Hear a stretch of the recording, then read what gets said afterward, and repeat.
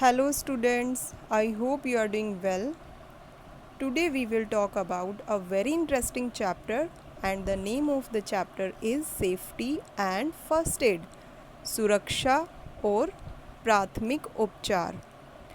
You know there is a lot of danger all around us and if we are not cautious, we will end up hurting each other. आपको पता है हमारे चारों तरफ कहीं ना कुछ डेंजर होता है और अगर हम ध्यान नहीं देंगे, हम सावधानियां नहीं बरतेंगे तो कहीं ना कहीं हम खुद को या एक दूसरे को हर्ट कर लेंगे. ऐसा होता है ना, आपने ये चीज़ अपनी रियल लाइफ में एक्सपीरियंस की होगी कि कई बार हम कुछ केयरलेसनेस दिखा देते हैं और कुछ बैड हैपनिंग ऐसी हो जाती है कि वो बाद में हमें बहुत प्रॉब्लम फील करनी होती है, हमें बहुत पेन देती है. To know more about safety and first aid, let's understand this chapter. Do you know what is accident? So accident is any event that happened unexpectedly and harm people. We can say it is accident. क्या होता है, कुछ भी जो हम नहीं चाहते, कुछ ऐसा बैड हैपनिंग हो जाए जिससे हमें या किसी और को कोई तकलीफ़ हो, उसको हम सिंपल लैंग्वेज में कह सकते हैं कि accident. Okay, accidents are caused sometime due to our own carelessness and sometime due to that of others. कई बार तो हमारी खुद की केयरलेसनेस या हम ध्यान नहीं देते हैं या फिर हम कहीं और पे बिज़ी रहते हैं किसी और काम में और दूसरे काम पर ध्यान नहीं देते हैं, इस वजह से कुछ ना कुछ बैड हैपन हो जाता है, बैड हैपनिंग, या फिर किसी दूसरे की गलती की वजह से भी हमें चोट लग सकती है. इस तरह की चीज़ें हो जाती हैं. सो एक्सीडेंट्स में अगर any time anywhere without giving any warning, accidents कहीं पर भी हो सकते हैं, कभी भी हो सकते हैं और कई बार क्या ज़्यादातर एक्सीडेंट्स में हमेशा ही इनफैक्ट ऐसा होता है कि कोई वार्निंग नहीं मिलती, हमें पता भी नहीं होता कि क्या हो सकता है, राइट.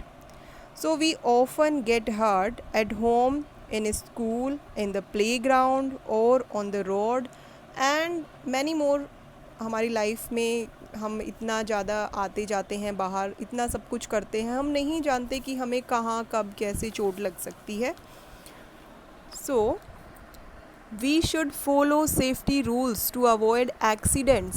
ऐसा तो है कि एक्सीडेंट्स जब होते हैं तो कोई वार्निंग नहीं मिलती, पर हम थोड़ा सा सोच समझ के अपनी समझदारी दिखा सकते हैं. कुछ सेफ्टी रूल्स ऐसे हैं जिनको कि हम फॉलो करें तो हम काफ़ी हद तक एक्सीडेंट्स को अवॉइड कर सकते हैं, कुछ अपनी सूझबूझ दिखा के. और इनफैक्ट सभी स्टूडेंट्स को, सभी लोगों को ये एक हैबिट बना लेनी चाहिए कि खुद को भी सेफ़ रखना और दूसरे को भी सेफ़ रखना, कुछ ऐसे सेफ्टी रूल्स को फॉलो करना. Okay, so now we will study about these safety rules. ये चैप्टर बहुत ही इंटरेस्टिंग होने वाला है आप लोगों के लिए, आप ध्यान से सुनना बात को. Safety rules should be practised at all the time. हमेशा हमें डेली बेसिस पे, चाहे हम घर में हों, स्कूल में हों, या हम रोड क्रॉस कर रहे हों, हम स्विमिंग पूल में हों, प्लेग्राउंड में हों, हम किसी बस में हों, ट्रेन में हों, एनीवेयर वी गो, कहीं भी जाते हैं हम, हमें सेफ्टी रूल्स को फॉलो करना ही होता है. और ये सेफ्टी रूल्स कुछ बहुत ज़्यादा डिफ़िकल्ट नहीं है जिनको कि हमें याद रखना पड़े. कुछ चीज़ें तो गुड मैनर्स में काम आती हैं, गुड हैबिट्स होती हैं, या हमारी खुद की सूझबूझ जो हमें अपने घर के बड़े यानी कि एल्डर्स हमें सिखाते हैं, बस वो सब बातें ही फॉलो करनी होती हैं, कुछ ज़्यादा बड़ा काम नहीं करना होता इसमें. You must make it a habit to take care of your own safety and that of others too. तो ये इसकी मैंने अभी आपको यही बात बताई कि एक हैबिट हमें बना लेनी चाहिए कि हमें अपना भी ध्यान रखना है और दूसरे का भी.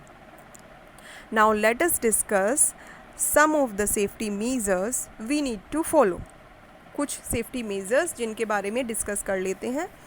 शायद आपको कुछ चीज़ें पहले से भी पता हो, तो देखते हैं अभी. Safety rules on the road. So आपको रोड पे सिंपली आपको कुछ चीज़ें पहले से ही पता है कि रोड पे हमें रनिंग नहीं करनी चाहिए, कोई व्हीकल आ रहा है तो हमें रुक जाना चाहिए, उसको क्रॉस कर लेने देना चाहिए, हमें उसको जाने देना चाहिए, उसके बाद में ही हमें रोड क्रॉस करना चाहिए। One more thing, always walk on the pavement और ऑन द फुटपाथ। हमेशा फुटपाथ पेवमेंट एक ही बात होती है जहाँ पे लोग वॉक करते हैं, जा रहे होते हैं, उस जगह पे ज़्यादा ट्रैफिक, मतलब अगर ट्रैफिक होता है तो हमें वो हार्म नहीं कर सकता। ट्रैफिक अलग जा रहा होता है और ये वॉक करने के लिए ही जगह होती है, लोगों के वॉक करने के लिए। Do not walk on the right side of the road. ये बात आप लोगों को शायद पता होगी, कुछ स्टूडेंट्स को, जिनको नहीं पता है तो अब समझ लीजिए। हमेशा अपने लेफ़्ट साइड में ही वॉक करना होता है, अगर रोड पर है तो take the left. Okay. Always cross the road at the zebra crossing. सबको ज़िब्रा, ये बहुत छोटी क्लासेस से ही पढ़ा रहे होते हैं कि ज़िब्रा क्रॉसिंग से रोड क्रॉस करना चाहिए। Look to your right, then to your left, then to the right again, and only when the road is clear cross it। Road जो कि बिज़ी रोड होती है, जहाँ पे काफ़ी ज़्यादा ट्रैफिक होता है हमेशा, ऐसे में क्या करना होता है, सबसे पहले राइट देखना होता है, then left, then again right, और उसके बाद में अगर रोड क्लियर है, हमें हमारे सामने भी और हमारे पीछे भी अगर हम देख पा रहे हैं, पीछे भी देखते हैं, तो दोनों साइड से सब कुछ क्लियर है रोड पे, तभी आप उसको क्रॉस करेंगे। ओके। और वैसे भी बिज़ी रोड को जो छोटे स्टूडेंट्स हैं, छोटे किड्स हैं, चिल्ड्रंस, ऐसी उनको अकेले तो जाने नहीं होता, आपको एडल्ट के साथ ही रोड क्रॉस करना होता है। Okay. Before crossing road at the corners, look out for vehicles about to make turns. अगर आप किसी भी तरफ टर्न करना है आपको, तो पहले देखिए कि पीछे से कोई व्हीकल्स तो नहीं आ रहा, सामने से तो नहीं, जिधर हम टर्न कर रहे हैं उधर कोई व्हीकल तो नहीं है, उसके बाद में ही आप टर्न कीजिए। Avoid walking in between vehicles parked along the road. अगर कुछ व्हीकल्स पार्क्ड हैं रोड पर, तो उनके बीच बीच में से ऐसे नहीं निकलना होता है, आप अवॉइड कीजिए, आप जो बिल्कुल क्लियर रोड है उधर ही चलिए। Never play on the road. ये तो बात सबको पता ही है कि क्यों खेलें रोड पर, ऐसे में कुछ भी हार्म हो सकता है। Follow road signs and obey traffic rules. Some common road signs are below. आपकी बुक में जो साफ दिख भी रहे हैं, no parking, no U turn, no left turn, no right turn, no overtaking and no horn. Okay. Now next point is safety rules in the kitchen. Kitchen में follow किए जाने वाले सेफ्टी रूल, ये भी बहुत इम्पॉर्टेंट है, बहुत ज़रूरी है आप लोगों को किचन में सेफ्टी रूल, सेफ्टी मीज़र्स को फ़ॉलो करना। कुछ सावधानियाँ जो कि किचन में, घर पे ज़रूर फ़ॉलो करनी होती हैं, ध्यान में रखनी होती हैं, क्योंकि किचन में फायर होती है खाना बनाने के लिए, ऑब्वियसली ये तो ऐसी बात है। तो फिर जैसे और कुछ चीज़ें ऐसी होती हैं, शार्प ऑब्जेक्ट लाइक नाइव्स, ये सब किचन में होते हैं, इन सब चीज़ों का ध्यान रखना होता है। So an electric equipment such as stove, kettles and heater should be in good working condition. ये जो जितने भी इलेक्ट्रिक इक्विपमेंट्स होते हैं, जैसे केटल्स, हीटर्स, ये सब, तो ये गुड कंडीशन में ये वर्क कर रहे होने चाहिए। अगर ऐसा है कि कोई वायर निकला हुआ है इनमें से, या ख़राब है, या कुछ भी किसी भी कारण से ये नहीं चल रहे हैं, तो हमें इनसे अवॉइड, बिल्कुल दूरी बना कर रखनी चाहिए। इनको ऐसा नहीं है कि स्विच ऑन है और ये वर्किंग कंडीशन में नहीं है, तो उससे इलेक्ट्रिक शॉक भी लग सकता है। Clear. Do not go too close to the fire. आग के ज़्यादा पास नहीं जाना चाहिए। Do not blow at the fire with your mouth. कभी भी आग को बुझाने के लिए आपको माउथ का यूज़ नहीं करना है कि फूंक मारकर आग बुझा दी, ऐसे नहीं करना है आप लोगों को। While working in the kitchen, do not wear nylon on synthetic cloth. बिल्कुल भी सिंथेटिक क्लॉथ, नाइलन क्लॉथ, अभी आपने प्रीवियस चैप्टर में स्टडी किया है, natural fibre and synthetic fibre. तो सिंथेटिक जो क्लॉथ्स होते हैं वो किचन में बिल्कुल भी नहीं पहनने चाहिए। Instead of wearing synthetic cloth, we should wear always cotton cloth. क्यों? क्योंकि synthetic clothes can catch fire easily. Turn off gas, kerosene और electric stove before leaving the kitchen. Kitchen से बाहर जाते हुए हमेशा स्टोव, गैस या जो भी हीटर है जो चल रहा है वो उनको टर्न ऑफ करने की ज़रूरत है, उनको बंद कर देना चाहिए किचन से बाहर आते हुए। Okay, the another point is safety rule for handling electrical equipment. बिजली के सामान जितने भी होते हैं, इलेक्ट्रिकल अप्लायंसेज, ये सब चीज़ें, इन पे तो बहुत ध्यान रखने की ज़रूरत होती है। सो देखते हैं कि क्या क्या पॉइंट्स हैं हमारे जानने के लिए। All electrical equipment should be used carefully. सारे इलेक्ट्रिकल इक्विपमेंट्स, इनका यूज़ करने से पहले बहुत सावधानी की ज़रूरत होती है।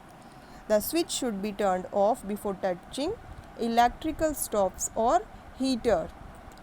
अगर हम इलेक्ट्रिकल स्टोव या हीटर को टच कर रहे होते हैं, make sure the switch is turned of. आपको पता ही है कि इसके रिजल्ट, अगर ऐसा नहीं किया तो रिजल्ट में क्या होगा, we can get electric shock. Electrical appliances, electric wires and cord should not be touched with wet hands. कभी भी गीले हाथों से किसी भी तरीके के इलेक्ट्रिकल अप्लायंसेस को टच नहीं करना चाहिए।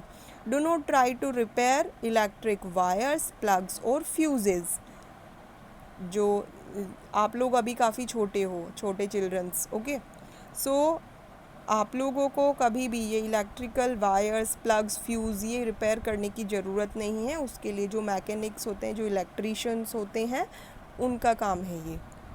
If water is being heated with an electric immersion rod, do not touch the bucket while the switch is on. You can get an electric shock. जो होते हैं ना, बकेट में पानी गर्म करने के लिए रोड होती है एक, उससे पानी गर्म होता है, तो कभी भी बकेट को टच नहीं करना चाहिए अगर स्विच ऑन है तो। स्विच ऑफ करके ही हम अपना उस वाटर का यूज़ कर सकते हैं, हॉट वाटर का। Okay, the next point is the wiring of the house and all electrical appliances should be checked from time to time to make sure that they are in good working condition. जो घर में underground wiring होती है उसको time time पे check करने की ज़रूरत होती है, क्योंकि या तो कोई वायर अगर बाहर निकला हुआ है तो कई बार शॉर्ट सर्किट हो जाता है, उसकी वजह से बहुत इसके जो कॉन्सिक्वेंसेस हैं वे बहुत डेंजरस होते हैं। तो it's better to take care of them. In case a person gets an electric shock, the source of electricity should be switched off immediately. अगर हमें ऐसा लग रहा है, अगर हमें पता चलता है कि किसी को इलेक्ट्रिक शॉक लगा है, तो सबसे पहले जो इलेक्ट्रिसिटी का सोर्स है, सबसे पहले उसको बंद करने की ज़रूरत है। तभी हम उसको, जिसको चोट लगी है, उसको ट्रीट कर पाएंगे, उसको बचा पाएंगे आगे के किसी भी तरह के डैमेज से। The next point is safety rules for playing games. Wear proper clothes when you play any game. आप कोई भी गेम खेलने के लिए जा रहे हैं, सबसे पहली बात कि आप अपने प्रॉपर क्लोथ्स पहन कर रखें।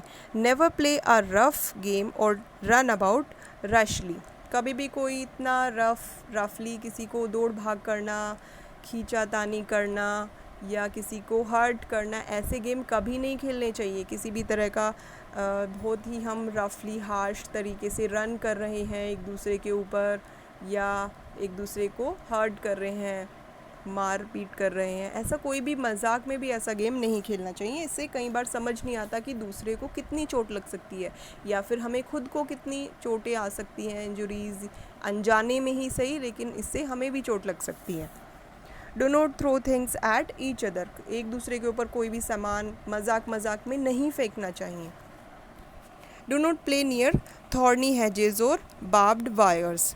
ऐसी कोई भी वॉल, फेंस या ऐसे बॉर्डर के आसपास नहीं रहना चाहिए जो काफ़ी झाड़ी नुमा हो या कांटे लगे हों जिस जगह, या बार्ब्ड वायर्स मीन्स काफ़ी पुराने टूटे फूटे तार हों, नुकीले, पॉइंटेड, इससे हमें चोट लग सकती है, चुभ सकते हैं, आँखों में चुभ सकते हैं। Clear? Do not play with sharp instrument और फायर। कभी भी शार्प इंस्ट्रूमेंट और फायर के साथ नहीं खेलना चाहिए। शार्प इंस्ट्रूमेंट से पता है कट वगैरह लगने का डर रहता है, फायर से भी पता है। Okay, thank you.